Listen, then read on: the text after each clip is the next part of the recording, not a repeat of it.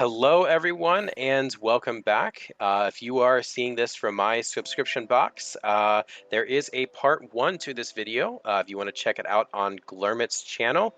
And for those of you who do not know Glurmit, he is going to be, I don't know where my face is, so he's going to be somewhere around here. Glurmit, you want to go ahead and introduce yourself? Yeah, I'm Glurmit. I'm making Galaxy of Heroes content for everyone here, and MDA invited me on today to do the second part of this video, so thank you for that.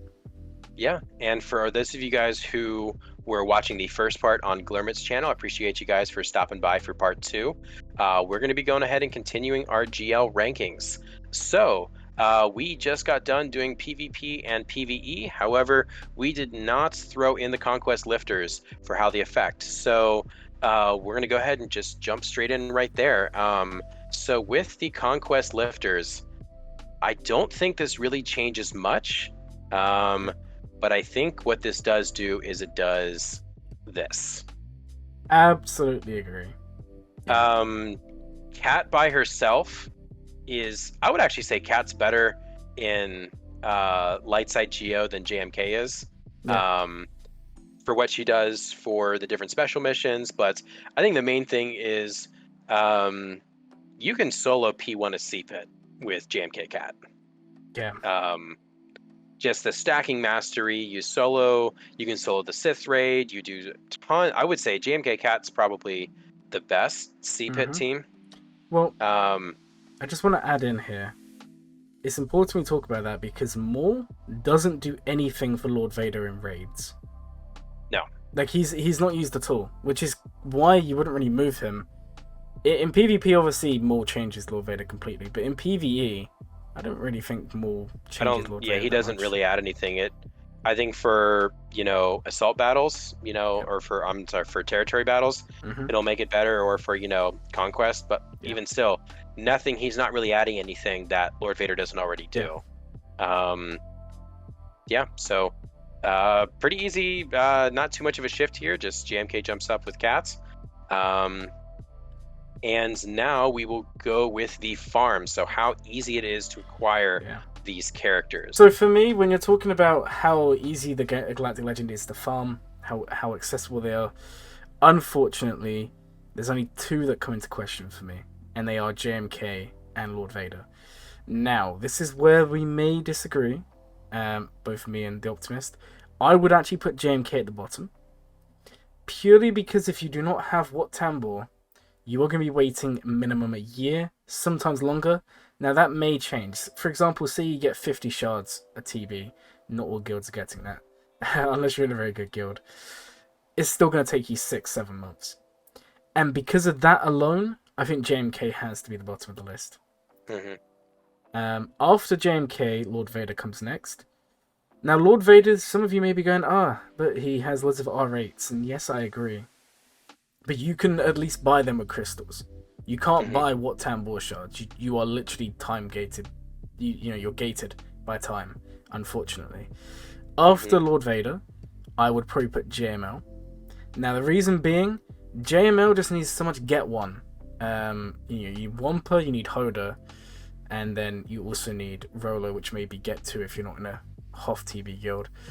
Which a lot of us as well, I'm sure the Optimists will agree, a lot of people move too fast from doing Hoth, jump straight into Geo, and then they're like, I need my layer to get JML unlocked, but they're like 0 stars and there's no progress, and then you're time gated again. After that, I would definitely put Rey.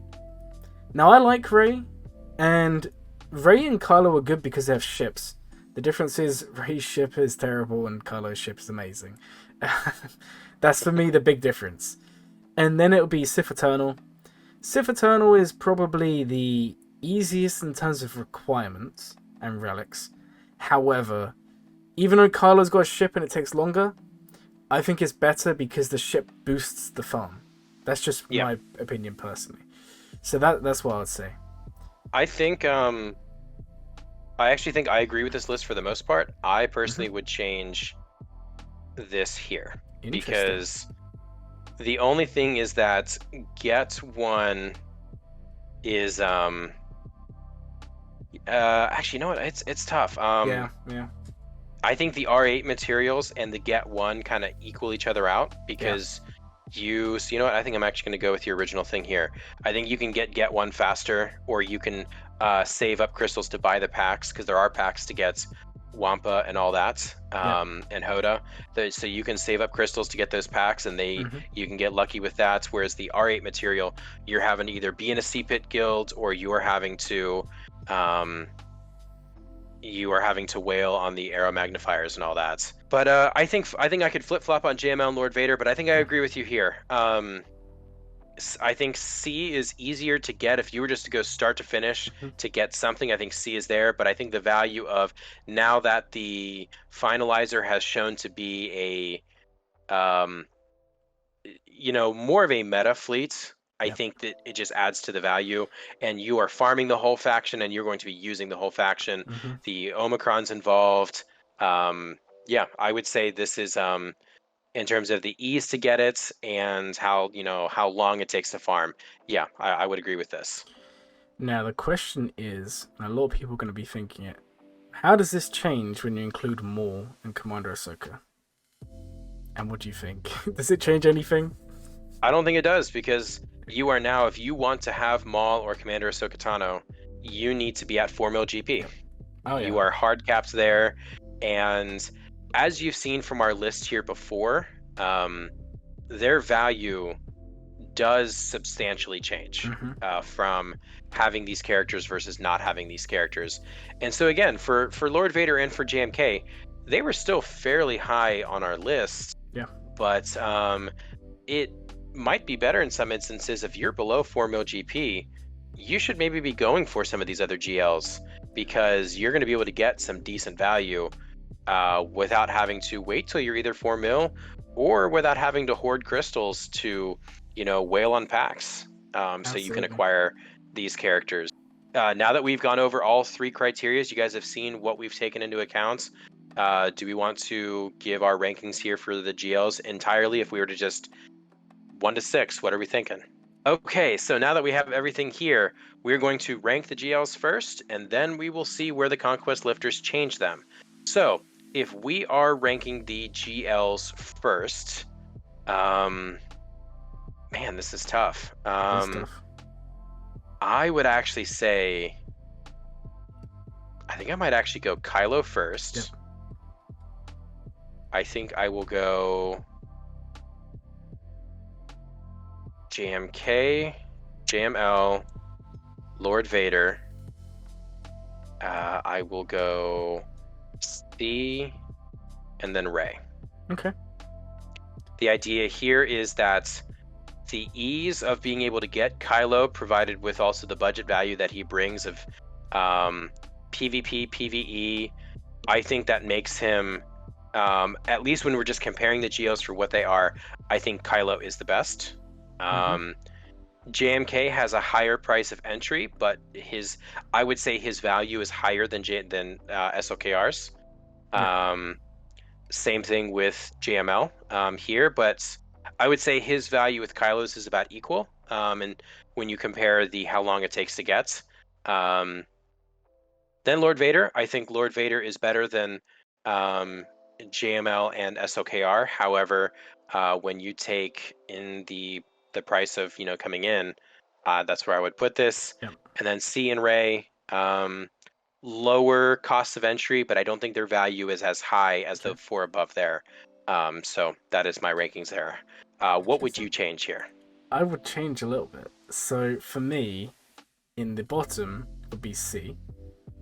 Okay. I just think, whilst you guys, if you've seen both parts, you would have seen we rank them on lots of different criteria.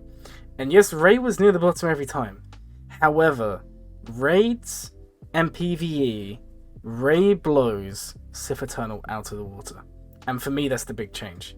Especially as his light side Geo. And you do get that fleet, like we said about in the other one. Then I would go JML, and then JMK, then Lord Vader, and finally SLKL. So basically, Lord Vader just goes in number 2. Everyone else goes down 1. Okay, so... And honestly, the reason being, if I'm taking everything into account, Kylo's number 1, because he's so good in every game mode. He's very accessible. Even though he's very old now, he's still very relevant. Lord Vader for me, maybe I'm just a Lord Vader fanboy, I don't know. But he can for me the big thing is he solos the raids. He will solo the Sith raid, which for me makes him a very, very good unit to have, because if we're thinking anyone less than 4 million GP you're going for a GL, you're likely not going to be in a guild straight away that is clearing Sith raid in half an hour. You may be, but if you're not, Lord Vader's going to be crucial to that. In dark side territory battles, Lord Vader is amazing. If your guild doesn't do platoons for phase 4, Lord Vader will still get 4 out of 4. It doesn't matter. He's so good. And then in terms of the GAC, like I said, he was one of my first 2 in there as well. I just think he's very good. I do think if you take into account conquest lifters, it would change.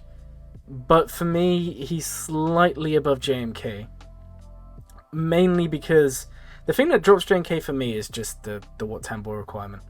I'm going to be honest. If that wasn't there, JMK would be number 1 or number 2. But for me, that's the big problem. And yes, JMK can beat Lord Vader, and Lord Vader can beat JMK. I think they're very equal. But I just think JMK really needs Commander Ahsoka, and you also need Wat Tambor to unlock him. JML is number 4. I think he's very good. I just think he's got the issue of needing much more investment in terms of relic levels. And unless you're a whale, or unless you're in a top guild, you're not going to have relic 9. And whilst the Optimist... Do you have a relic 8, JML? I do have a relic 8 JML, yeah. And whilst that probably works really well for you, I can tell you now, if you had relic 9, it would be a completely different story. And that's why he's a bit lower for me.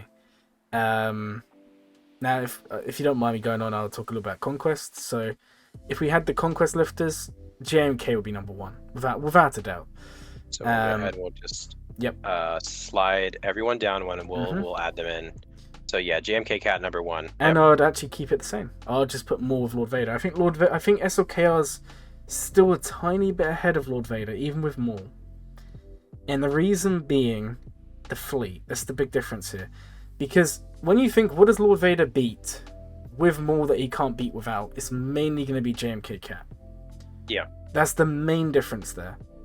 And I don't think that's a big enough difference in the grand scheme of things to put him above. Whilst in the other tiers, yes, it would have changed it a lot. But in this one, JMK gets completely changed by Commander Ahsoka. SLKL is always good, we know about that. In PvE, you don't need Maul. Maul isn't even used with Lord Vader in PvE. In terms of getting him unlocked, Maul is hard to unlock. He's gated behind 4 million GP. And then, on top of that, PvP, yeah, we established it. I mean, Maul doesn't... He's not changing it too much. He's making big changes, don't get me wrong, but it's not that big a change that it takes him up a tier. That's just my opinion there. Yeah, I think I'm with you here. At this point, the way that I kind of viewed the tiers beforehand, before pre-conquest lifters, was I think Kylo was up. These 3 GLs were kind of in the same tier. I think you could flip-flop them however you wanted. And then I think Rey and C are in the same tier here. I think I agree with you here. JMK Cats, I think I could be... I think I could go back and forth here on these 2. Yeah. But Kylo's good. And I think I agree with you with Lord Vader and Maul, that while they add like a lot of value and a lot of more defensive value, offensively, I think this really, you just need Maul to beat JMK Cat consistently. And I think with Maul and Lord Vader, you beat every single team that's there. Again, like we touched in PvE, that Maul doesn't really add much in PvE, and all he does is he adds the further time of being able to get him, whereas Kylo is the same regardless. Yeah, I think this is, if we were to rank the GLs and their conquest lifters all together, I would agree with this list here. Yeah, that is that's our list. Let us know in the comment section what you guys thought. or where you would disagree with us. If there was any GLs that you think should be higher or lower, let us know for sure. Yeah, you got anything else, Glurmit? I do not. Other than everyone who watches this video needs to subscribe to The Optimist. I appreciate it, and vice versa. For those of you who are watching my videos who do not know Glurmit, you don't know his contents, please just go ahead and give him a subscribe and make your day better. I guarantee it will be better when you get to see the powers of young Han on full display. Oh, yes, I can't wait. So until next time, guys, I will catch you on the next one.